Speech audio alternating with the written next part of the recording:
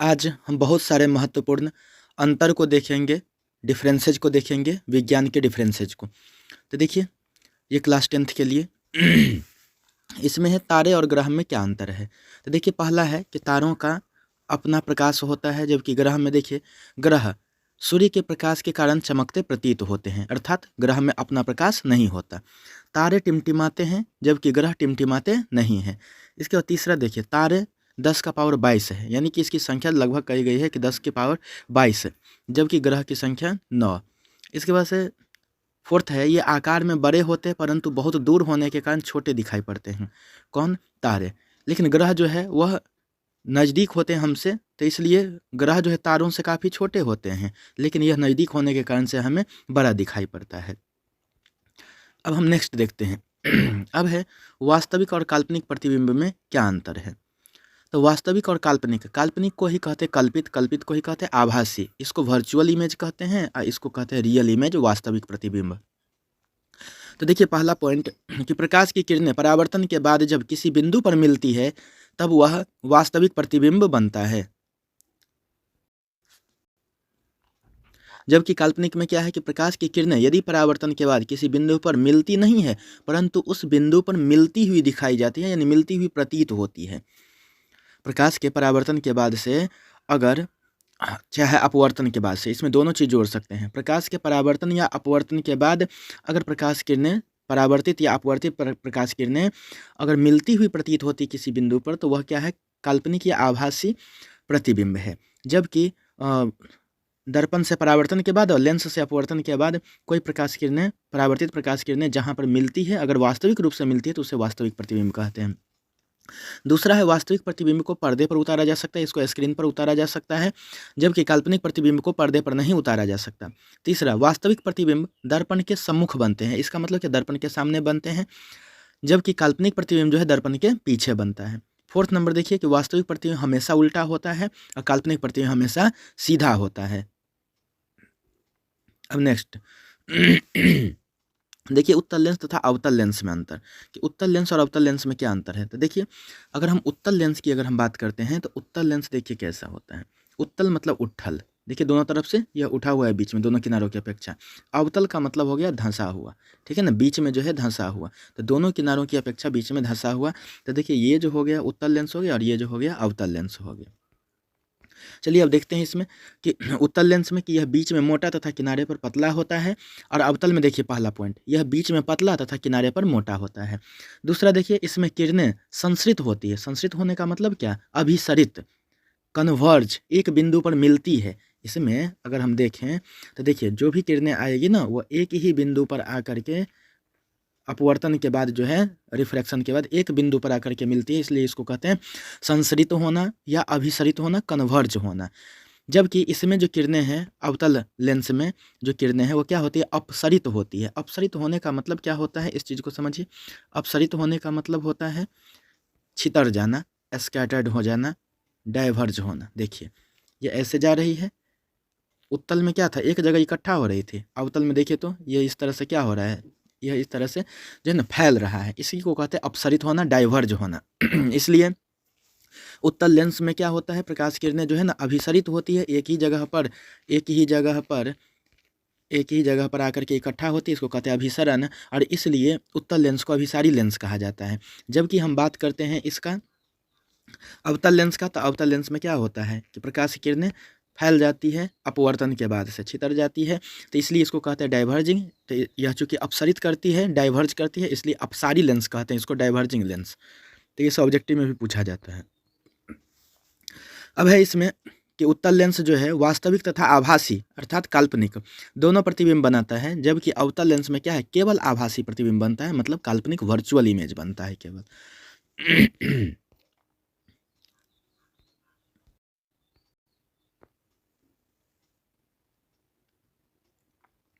अब है प्रत्यावर्ती धारा और दिष्ट धारा में क्या अंतर है। देखिए, प्रत्यावर्ती धारा जिसको अल्टरनेटिंग करंट कहते हैं, दिष्ट धारा को कहते हैं डायरेक्ट करंट।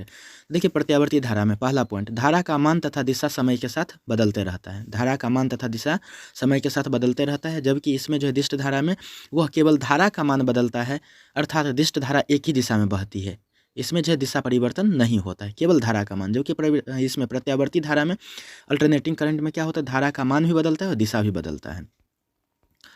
अब है दूसरा पॉइंट, इसे आसानी से उत्पन्न किया जा सकता है प्रत्यावर्ती धारा को, जबकि दिष्ट धारा को क्या है, इसे उत्पन्न करने में कठिनाई होती है। इसके बाद से तीसरा देखिए, इसे आसानी से डीसी में बदला जा सकता है डायरेक्ट करंट में, लेकिन इसको एसी में बदलना मुश्किल होता है, तभी तो इन्वर्टर का प्रयोग करना पड़ता है। अब चलिए अगला क्वेश्चन है, यह बायोलॉजी का क्वेश्चन है कि जाइलम और फ्लोएम में क्या अंतर है। तो देखिए पहला, जाइलम एक जटिल पादप संवहन ऊतक है जिसका निर्माण 4 प्रकार की पादप कोशिकाओं क्रमशः वाहिनिका, जाइलम मृदुतक एवं जाइलम तंतुओं के मिलने से होता है।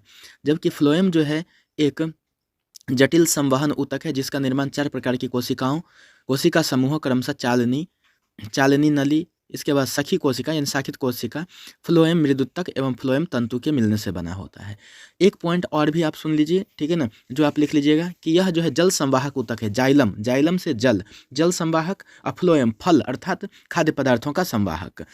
तो 2 पॉइंट हो गया। अब इसके लिए तीसरा देखिए, जाइलम में 3 निर्जीव कोशिकाएं होती हैं, ये कोशिकाएं वाहिनिका एवं जाइलम तंतु, जबकि फ्लोएम में केवल एक निर्जीव कोशिका होती है जिसको फ्लोएम तंतु कहते हैं।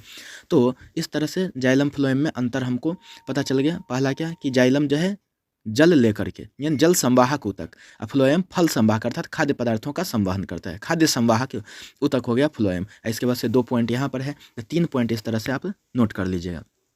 अब है खनिज और अयस्क में क्या अंतर है। खनिज, मिनरल और ओर्स। तो देखिए भूपर्पटी में प्राकृतिक रूप से पाए जाने वाले तत्वों या यौगिकों को खनिज कहते हैं।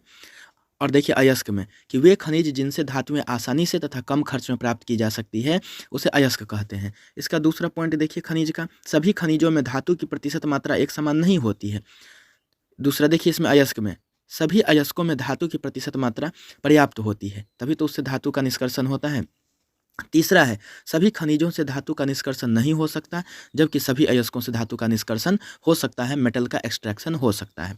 फोर्थ है सभी खनिज अयस्क नहीं है, जबकि सभी अयस्क खनिज हैं। तो इस तरह से 4 पॉइंट इसमें भी हो गया। यह जो है आपको केमिस्ट्री का है। अब देखिए नेक्स्ट है साबुन तथा अपमार्जक में क्या अंतर है। इस चीज़ को देख लें, साबुन तथा अपमार्जक में क्या अंतर है। साबुन जिसको सोप कहते हैं, अपमार्जक को डिटर्जेंट कहते हैं। तो देखिए कि यह उच्च वसा अम्लों के सोडियम लवण होते हैं, जबकि यह लंबी श्रृंखला वाले सल्फोनिक अम्ल के सोडियम लवण है। दूसरा देखिए यह कठोर जल में कठिनाई से झाग देता है और सफाई का कार्य ठीक से नहीं हो पाता, यानी कि साबुन जो है वो कठोर जल के साथ झाग नहीं देता, जबकि सर्फ कहने का मतलब अपमार्जक जो है डिटर्जेंट, वह मृदु और कठोर दोनों जल के साथ यह झाग देता है। तो इसलिए दूसरा देखिए इसमें क्या लिखा हुआ है कि यह कठोर जल में भी आसानी से झाग देता है और सफाई का कार्य भी ठीक से करता है। तीसरा है यह जल में कम घुलनशील है, साबुन जो है जल में कम घुलनशील है, जबकि अपमार्जक जो है यह जल में अधिक घुलनशील है। चौथा पॉइंट देखिए इसमें आर्द्रता का गुण कम पाया जाता है, ह्यूमिडिटी, जबकि इसमें सर्फ में जो है डिटर्जेंट में अपमार्जक में इसमें आर्द्रता का गुण अधिक पाया जाता है। पाँचवा देखिए इसमें सफाई की क्षमता कम होती है, इसमें सफाई की क्षमता अधिक होती है अपमार्जक में। इसके बाद छठा पॉइंट देखिए इसका जलीय घोल क्षारीय होता है, इसका जलीय घोल उदासीन होता है सर्फ का। और जहाँ तक इसका भी जो है ये क्षारीय, ये सर्फ हम बार बार करें सर्फेक्टेंट, इसका मतलब कि सर्फ जो है अपमार्जक जो है वह सारे अपमार्जक सर्फ ही है ऐसा नहीं है। सर्फ जो अपमार्जक की श्रेणी में आता है, लेकिन वह साबुन की श्रेणी में भी आता है। चलिए देखिए इसके बाद से है 7वां नंबर, इसका निर्माण वनस्पति तेलों या जंतु वसा से होता है। 7वां नंबर साबुन का, जबकि इसका निर्माण कोयले तथा पेट्रोलियम से प्राप्त हाइड्रोकार्बन से होता है। अब है बायोलॉजी का यह अंतर, श्वसन और श्वासोच्छ्वास में क्या अंतर है। श्वासोच्छ्वास सांस लेने और सांस छोड़ने को श्वासोच्छ्वास कहते हैं। देखिए तो श्वासोच्छ्वास एक भौतिक प्रक्रिया है। श्वसन क्या है, यह एक जैव रासायनिक प्रक्रिया है। इसमें केवल गैसों का आदान प्रदान होता है, सांस छोड़ना और सांस लेना, जबकि श्वसन में क्या है रासायनिक क्रियाएं होती जिनमें ऑक्सीजन भोजन से क्रिया करती कार्बोहाइड्रेट को तोड़ती है, इसके बाद से ग्लूकोज बनता है, ग्लूकोज के साथ अभिक्रिया करके यह CO2 H2O और ऊर्जा प्रदान करती है। तो श्वसन की प्रक्रिया एक ऐसी प्रक्रिया है जिसमें क्या होता है कि ऑक्सीजन जो है ना कोशिकाओं में जा करके ग्लूकोज से अभिक्रिया कर करके वहाँ पर CO2 बनाती है, भाप जलवाष्प यानी H2O बनाती है और ऊर्जा प्रदान करती है। इसी ऊर्जा की वजह से हमारे शरीर का अनुरक्षण होता है, मेंटेनेंस होता है और हमारे शरीर का ताप कायम रहता है, मेंटेन रहता है। चलिए श्वासोच्छ्वास यह श्वसन तंत्र में होती है। श्वासोच्छ्वास को ब्रीदिंग कहते हैं और श्वसन को रेस्पिरेशन कहते हैं। देखिए इसमें जो है यह श्वसन तंत्र में होती है और इसमें देखिए कि ये ऊर्जा मुक्त होती है। कोई ऊर्जा इसमें श्वासोच्छ्वास में कोई ऊर्जा मुक्त नहीं होती, श्वसन में तो ऊर्जा मुक्त होती है, ठीक है ना। इसके बाद से श्वसन में यह कोशिका के माइटोकॉन्ड्रिया में होती है। तो इसको ऐसे लिखिएगा कि यह श्वसन तंत्र में होती है, और उसके सामने लिख दीजिएगा कि यह माइटोकॉन्ड्रिया में या कोशिका के माइटोकॉन्ड्रिया में होती है। और ये जो है कि इसमें कोई ऊर्जा मुक्त नहीं होती है, उसके सामने लिख दीजिएगा कि इसमें ऊर्जा मुक्त होती है। ये सामने से रहेगा, ये अंतर ठीक रहेगा। यानी इसको थर्ड बना लीजिए माइटोकॉन्ड्रिया वाला को, और ऊर्जा मुक्त होती है उसको फोर्थ बना लीजिए, बाकी सब सही है। चलिए अब है रक्त और लसिका में क्या अंतर है। तो देखिए रक्त लाल रंग का होता है, लसिका जो है जिसको हम रंगहीन या हल्के पीले रंग का होता है, ऐसा कह सकते हैं। इसका रक्त में हीमोग्लोबिन होता है, लसिका में हीमोग्लोबिन नहीं होता। रक्त में लाल रक्त कणिकाएं, श्वेत रक्त कणिकाएं और रुधिर पट्टिकाएं होती है, और लसिका में केवल ये जो है ना कणिकाएं इसमें नहीं होती है, बाकी सब। इसके बाद से फोर्थ, यह हृदय के अंगों तक बहता है और वापस आता है रक्त, जबकि लसिका जो है यह केवल एक ही दिशा में बहता है, अर्थात ऊतकों से हृदय की ओर। अब आते हैं मेंडलीफ की आवर्त सारणी और आधुनिक आवर्त सारणी, केमिस्ट्री का है यह। देखिए जरा से मेंडलीफ की आवर्त सारणी और आधुनिक आवर्त सारणी में क्या अंतर है। तो देखिए पहला, यह तत्व के परमाणु द्रव्यमान पर आधारित है मेंडलीफ का, जबकि आधुनिक आवर्त सारणी जो है यह तत्व के परमाणु संख्या पर आधारित है। एक चीज़ और भी इसमें लिख सकते हैं कि मेंडलीफ की आवर्त सारणी मेंडलीफ के द्वारा दिया गया, जबकि आधुनिक आवर्त सारणी जो है मोसले के द्वारा दिया गया है, ये चीज़ लिख सकते हैं। इसके बाद से सेकंड नंबर देखिए कि इसमें उपसमूह ए तथा बी एक ही वर्ग के अंतर्गत है, जबकि इसमें देखिए तो आधुनिक में कि इसमें उपसमूह ए तथा बी को अलग अलग वर्गों के रूप में रखा गया है। थर्ड देखिए इसमें कुल 6 क्षैतिज पंक्तियां जिसे आवर्त कहते हैं और 8 उदग्र स्तंभ है जिसे वर्ग कहते हैं, जबकि इसमें आधुनिक में कुल 7 क्षैतिज पंक्तियां और 18 उदग्र स्तंभ हैं।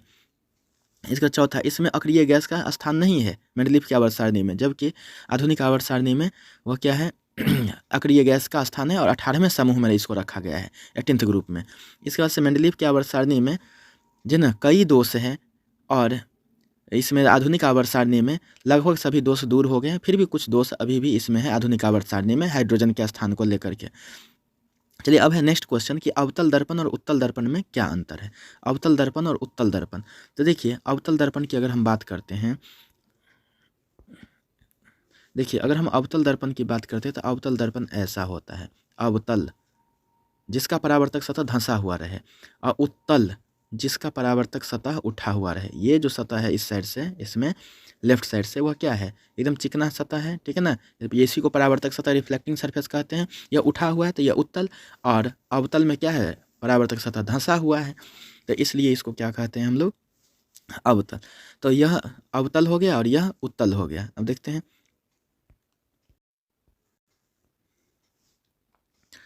अब है अवतल दर्पण और उत्तल दर्पण में निम्नलिखित अंतर है। पहला देखिए इसका कि यह एक प्रकार का गोलीय दर्पण, यह गोलीय दर्पण है जिसका उभरा हुआ भाग पॉलिश किया हो रहता है, मतलब उभरा हुआ भाग पॉलिश है तो धंसा हुआ भाग क्या होगा परावर्तक होगा।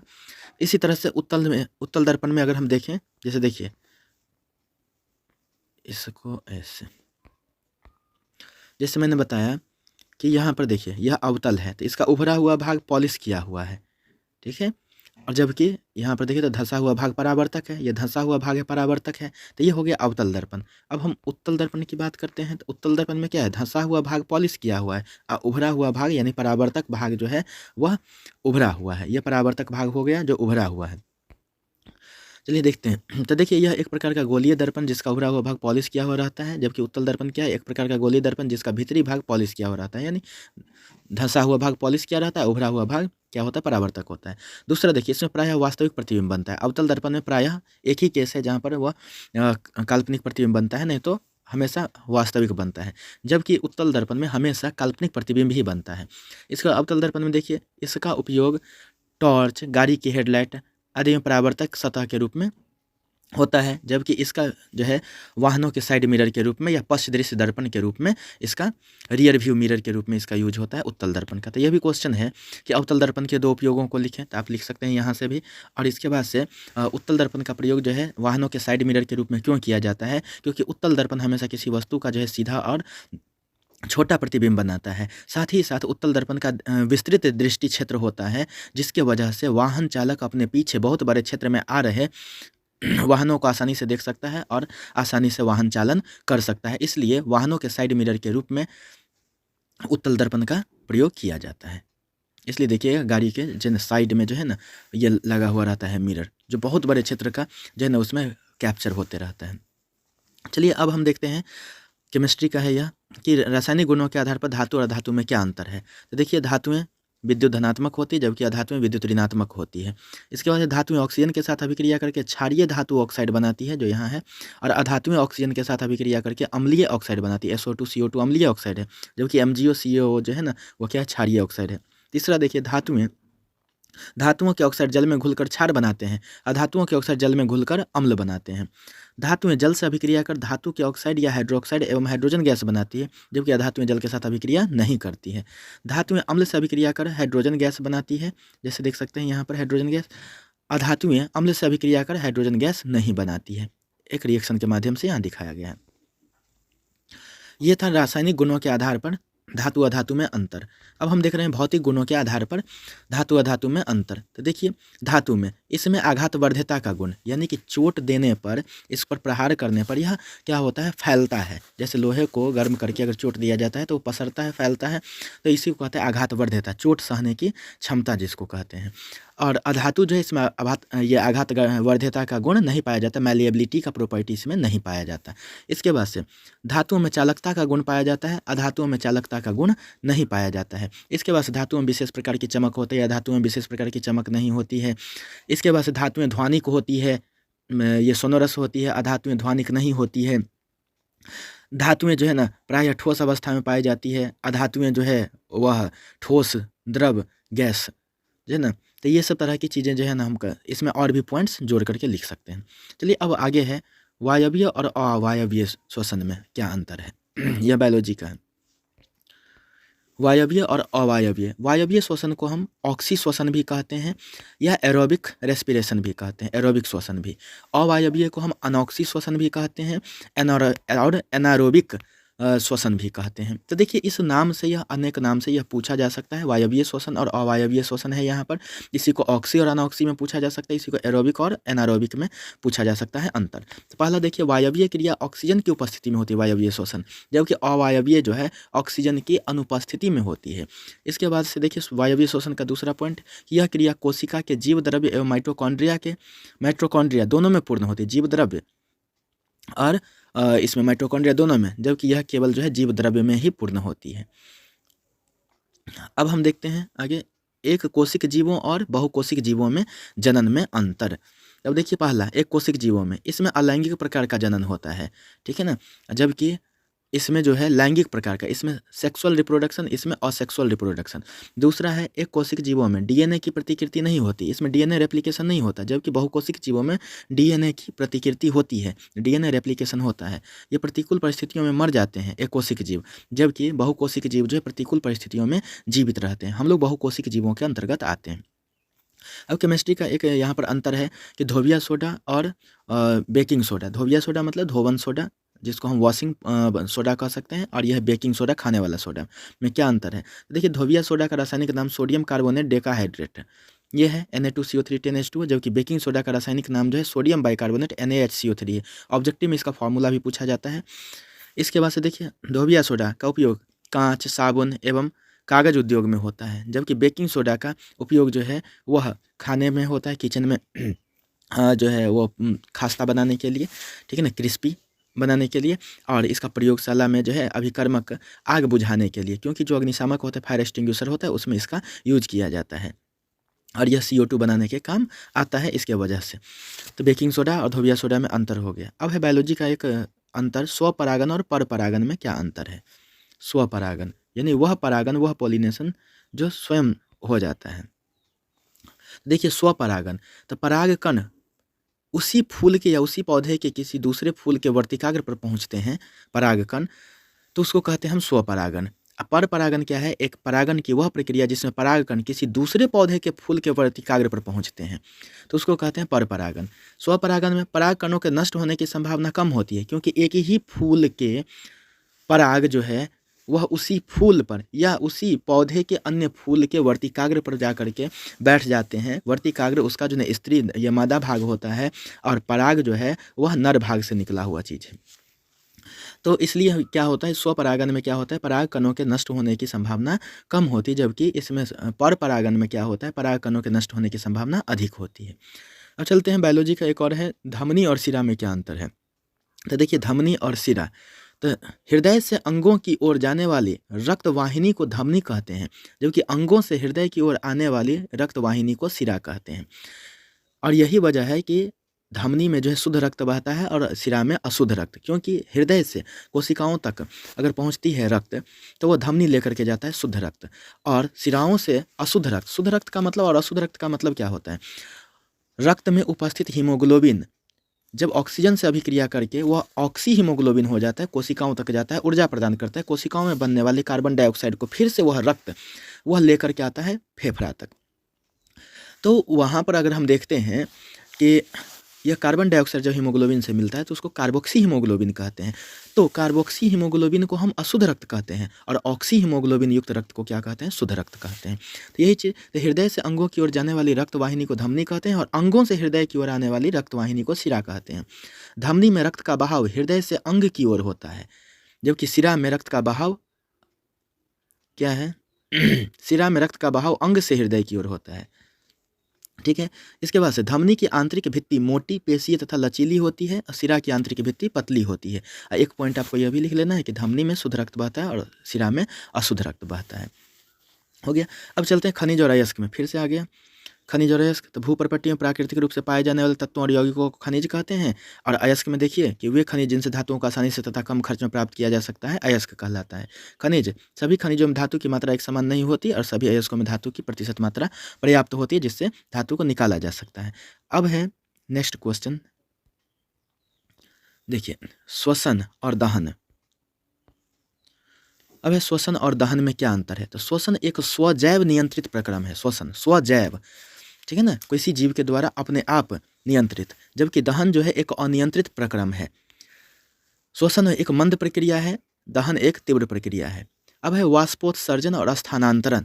तो वाष्पोत्सर्जन, तो देखिए पौधों द्वारा अनावश्यक जल को वाष्प के रूप में शरीर से बाहर निकालने की क्रिया को वाष्पोत्सर्जन कहा जाता है। पौधों द्वारा, पौधे की पत्तियों को अगर आप एक पॉलीथीन में तोड़ करके एक पॉलीथीन में बांध दीजिए, उसके बाद से देखिएगा कि उसमें भी जो ना जल की बूंदे, जो भाप की जो तरह जो ना उसके जल की बूंदे उस पॉलीथीन की सतह पर अंदर से रहेगा, तो वह वाष्पोत्सर्जन के कारण। स्थानांतरण, पक्षियों, मछलियों आदि का भोजन या प्रजनन के लिए समय समय पर एक क्षेत्र से दूसरे क्षेत्र में किया जाने वाला गमन स्थानांतरण है। स्थानांतरण का मतलब क्या, वो तो पक्षियों और मछलियों का उदाहरण दिया गया। शरीर में भी अगर हम इस चीज़ को देखें तो स्थानांतरण का मतलब क्या हो गया था कि एक जगह से दूसरे जगह गमन, ठीक है। तो स्थानांतरण का मतलब ही यही है। और यहाँ पर वाष्पोत्सर्जन में क्या हो गया, वाष्प का निकलना, अनावश्यक जल का निकलना, ठीक है ना, किससे, तो पौधों के द्वारा, वह वायुमंडल में छोड़ दिया जाता है, तो यह वाष्पोत्सर्जन है। इसके बाद से पौधों में होने वाली क्रिया वाष्पोत्सर्जन कहलाती है, और यह क्रिया जो है मछलियों, पक्षियों आदि में होती है स्थानांतरण। अब है बायोलॉजी का और एक द्विखंडन बहुखंडन में क्या अंतर है। तो द्विखंडन में देखिए एक मातृ कोशिका विभाजित होकर दो समान अनुजात कोशिकाओं को जन्म देती है, तब इस प्रकार के जनन को द्विखंडन कहते हैं, उदाहरण अमीबा और बैक्टीरिया में। जबकि बहुखंडन में एकल जनन की विधि से एकल जनन की विधि को बहुखंडन कहते हैं, जैसे प्लाज्मोडियम, शैवाल इत्यादि। एकल जनन की विधि को, और यूं कहें इसको तो हम कह सकते हैं, नाम से क्लियर है, दो खंड में बट जाए तो उसे द्विखंडन, और बहुत सारे खंडों में अगर बंटे तो उसको बहुखंडन कहते हैं, जैसे प्लाज्मोडियम और शैवाल। यही वाला डेफिनेशन आप जो है लिख लीजिएगा कि बहुत खंडों में टूट जाए, यानी एक जनक कोशिका से या मातृ कोशिका से अनेक खंड होते हैं तो वह बहुखंडन है, और दो खंड होते हैं द्विखंडन है। देखिए द्विखंडन जो है एक तल में होता है, जबकि बहुखंडन अनेक तलों में होता है, विभिन्न तलों में होता है।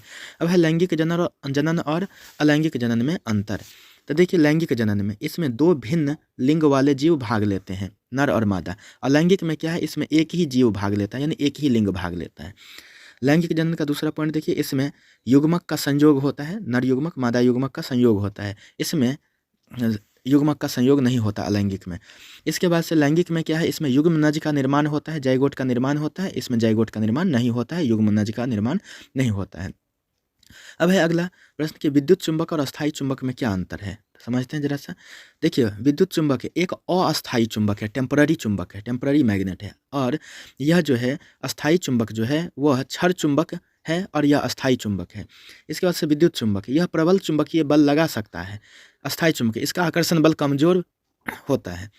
इसके बाद से विद्युत चुंबक की बात करें तो विद्युत चुंबक की शक्ति फेरों की संख्या पर निर्भर करती है, क्योंकि यह परिनालिका के अंदर, जब आप पढ़े होंगे, परिनालिका के अंदर नर्म लोहे को रख देने पर उसमें विद्युत चुंबक मतलब चुंबकत्व का गुण आता है। और उसमें भी परिनालिका में जब तक जो है ना धारा प्रवाहित होते रहेगी। परिनालिका में जो फेरे हैं जब परिनालिका के डिफिनीशन को पढ़ेंगे तो उसमें अनेक फेरे रहते हैं उसमें। तो अगर अनेक फेरे हैं तो उसका जो है ना चुंबकीय उसमें जो है ना चुंबकीय गुण ज़्यादा आ जाता है उस विद्युत चुंबक में। तो यही चीज़ कहा गया यहाँ पर कि विद्युत चुंबक की शक्ति फेरों की संख्या पर निर्भर करती है, जो फेरों की संख्या के बढ़ने से बढ़ती है।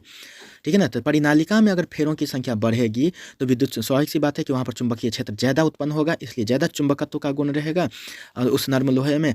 और जब तक धारावाही परिनालिका में जो है ना धारा प्रवाहित होते रहेगी तब तक यह चुंबक का गुण जो है उसमें रहेगा। और अगर धारा बंद हो जाए तो चुंबकत्व खत्म हो जाएगा। लेकिन अस्थायी चुंबक में इसकी शक्ति निश्चित रहती है, फिक्स रहती है। ठीक है ना। अब है वायवीय और अवायवीय श्वसन में अंतर। इससे पहले भी आप देख लिए हैं, फिर से देख लीजिए। जो पॉइंट वहाँ पर मिल जाए वो ठीक है, और जो चीज़ रहे तो एक्स्ट्रा यहाँ से लिख लेना। वायवीय श्वसन, वायवीय क्रिया ऑक्सीजन की उपस्थिति में होती है, अवायवीय जो है ना ऑक्सीजन की अनुपस्थिति में होती है।